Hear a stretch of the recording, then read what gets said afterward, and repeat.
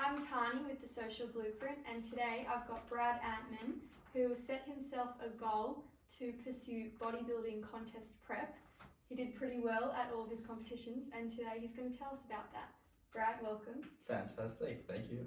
Could you tell us maybe why you decided to pursue all of this? What prompted you to just say, okay, I want to become a bodybuilder? So the way that it all started out was quite interesting. So the first kind of glimpse of training and, health and fitness that I ever got was really, I say it came from my uncle. My uncle competed in a bodybuilding show when he was a bit younger, and I remember as young kids, me and my brother used to, at Friday night dinners, he'd flex for us and we'd hang off his biceps like little monkeys, and, we were always really, look forward to that and, kind of just messing around with that, and that kind of definitely sparked my interest. So I had been in the gym training, for, that was kind of the spark of inspiration for that since I was 15. And where the bodybuilding came into it was I really liked, I was just scrolling on YouTube one time and, had a couple of, bodybuilding news channels which came up and popped up, and, for whatever reason that kind of sparked my interest, and the rest was a bit of history. Was this during like lockdown or? No, so 2015. That was when it all started. Yeah, that was 2015 when, I started training at the gym, was when I kind of found bodybuilding. I kind of, took my time and phases in terms of how, intense or serious it was throughout different periods of time, but, only recently did I, jump into it full, jump into the deep end. And for people who don't really know exactly what bodybuilding entails, what does that mean, jumping into it full? What's the daily life of a bodybuilder?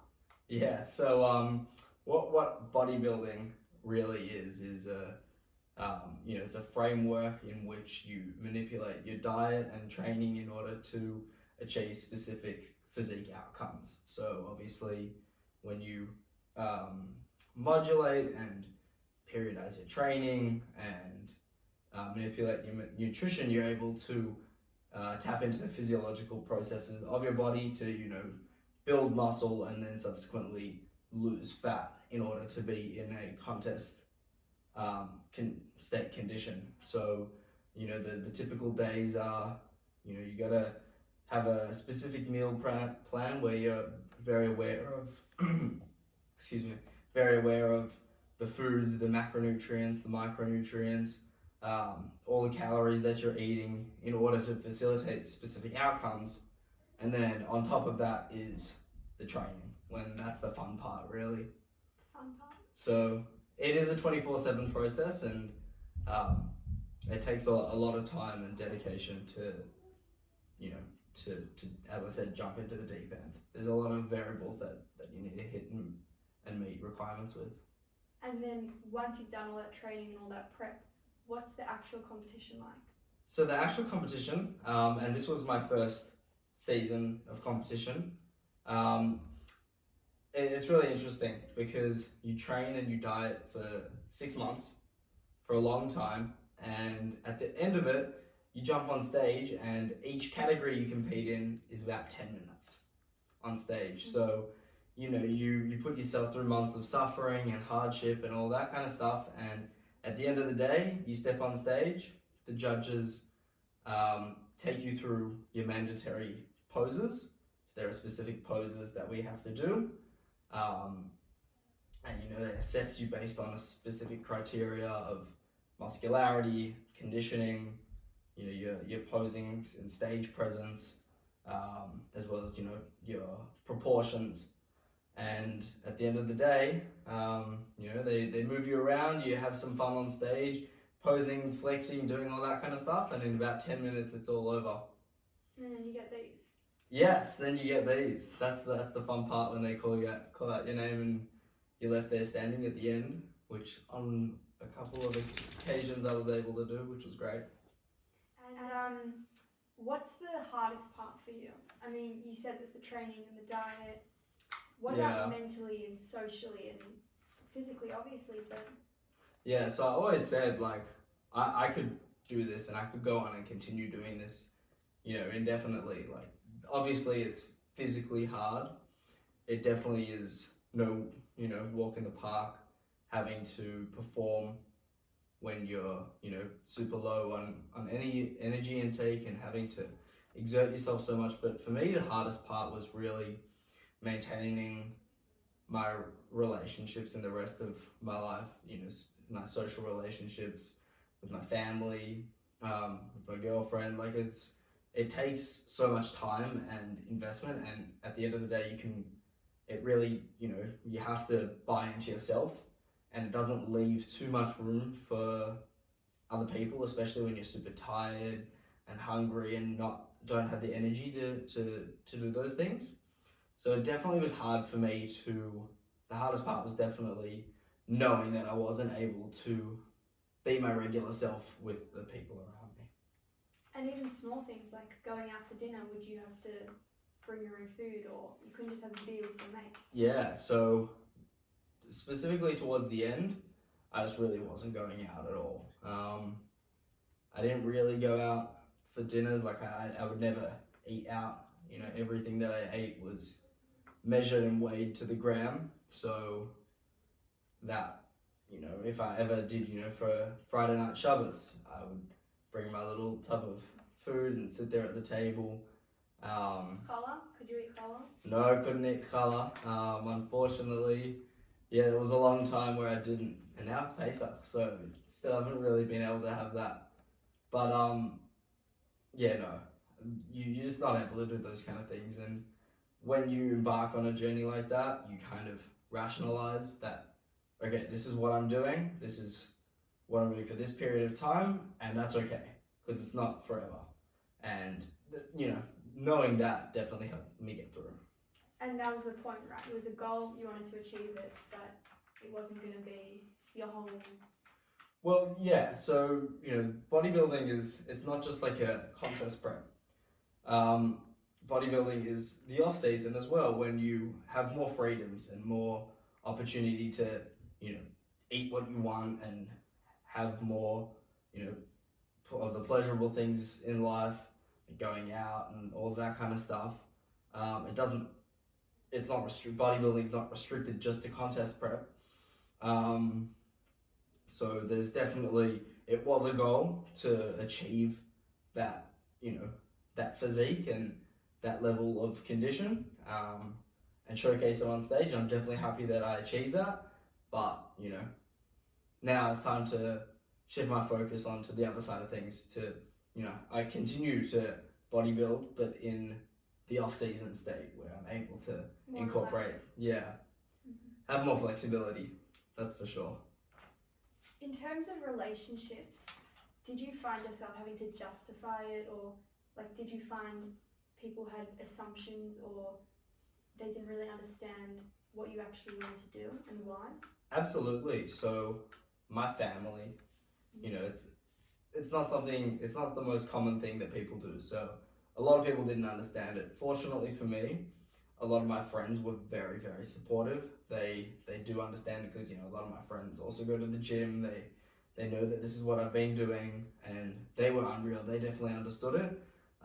You know, other people around me and close to me who didn't understand it, absolutely, you find yourself justifying it to them, and it's hard because you can't expect them to understand why you want to continue to do these things, even though you explain it, because in a sense, some of the stuff that you have to put yourself through is irrational. Do you want to tell us about some of that stuff?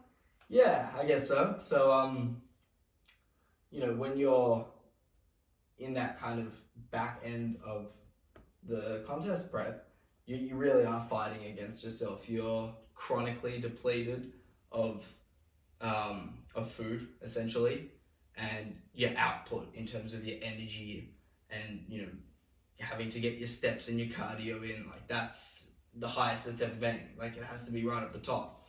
So, you know, despite not having energy to walk up the stairs or, you know, having to go out for a 4 or 5 kilometer walk.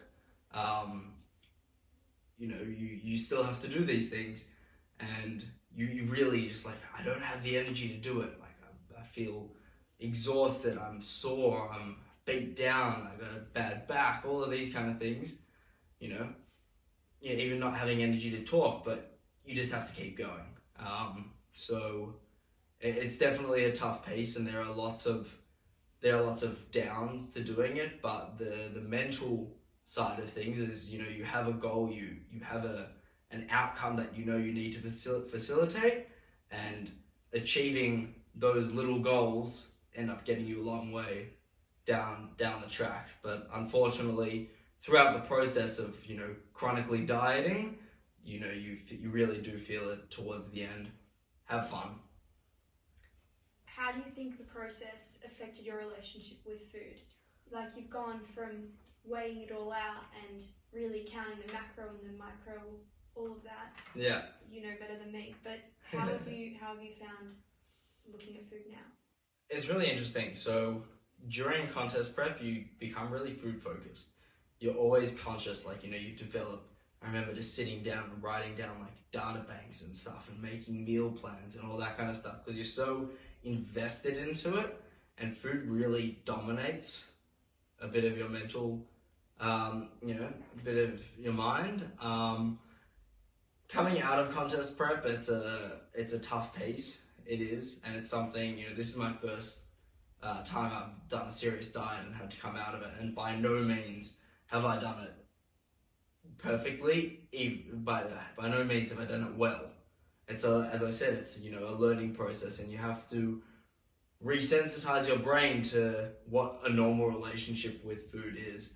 And I think that the best way of doing that is really listening to your body, taking it easy on yourself, and not using the mirror or the scales to, you know, to justify your purpose in the gym. You know, you got to understand that, or I have to understand that contest condition is not something that I'm going to maintain. It's not maintainable. So coming out of it is really just about reorganizing my brain in terms of, it's okay to do these things, and just listening and taking it easy on yourself. And I guess with time, I will navigate that, and I'll probably have to check back in with you at a later stage. It's only been a couple of weeks since. And it's been Pesach.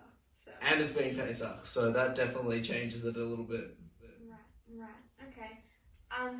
You have a bit of a TikTok following. Oh, I don't know about following. How many followers is it? We're somewhere in the vicinity of 1,000, but you know, that's just a little bit of fun.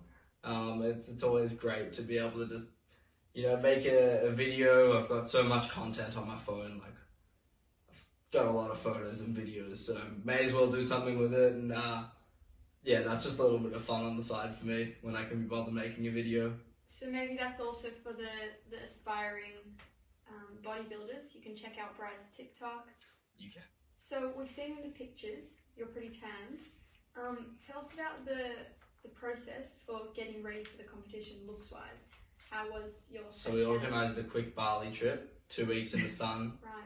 7 hours a day under the sun. But no, in the lead up to the show, you know, those last few weeks are really the bread and butter of what we do.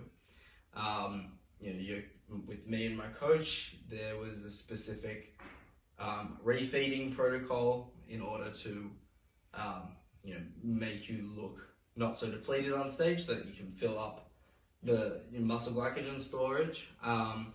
A specific training taper, so that we're not fatigued and sore and recovering still, you know, want to be fully recovered when we're on stage.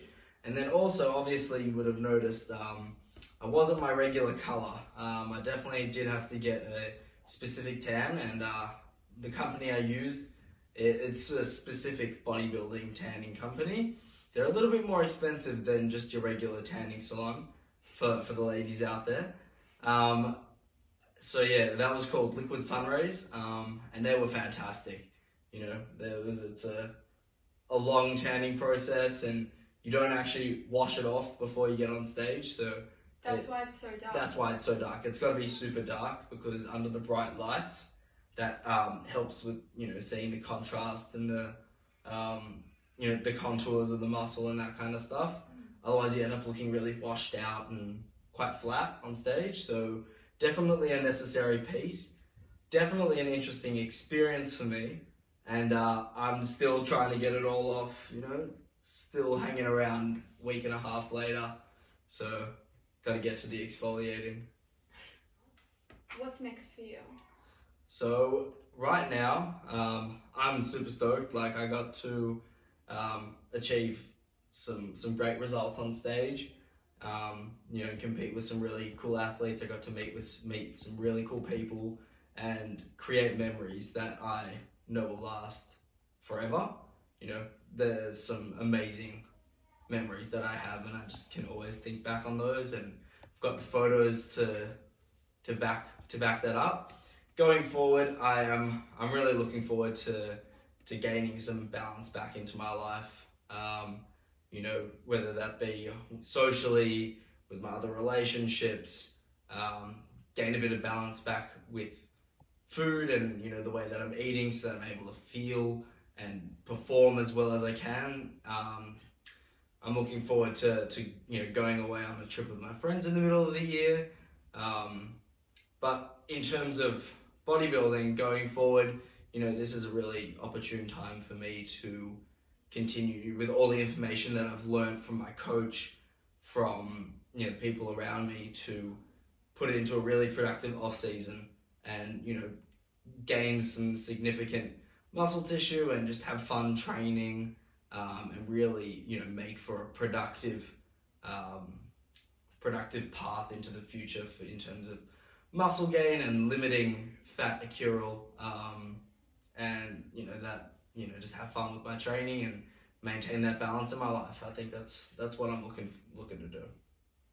So what advice would you have for other aspiring bodybuilders? So and I wouldn't say for other bodybuilders, this could really be for anyone, for any young person who is interested in health and fitness. Just get started. Just go to the gym, ask questions. These days on social media, there is so much good information. You do have to sift through a little bit of the bad stuff, but there's plenty of good information. So just take the time to learn, find people to talk to who have a relevant perspective, and just get started. You'll learn, you'll pick it all up. It's all a learning process. You have to see how your body responds to food, see how your body responds to training, and just have fun with it. Like, it's meant to be fun. I only continue to train because I love it. I couldn't go without it. So regardless of anything, have fun.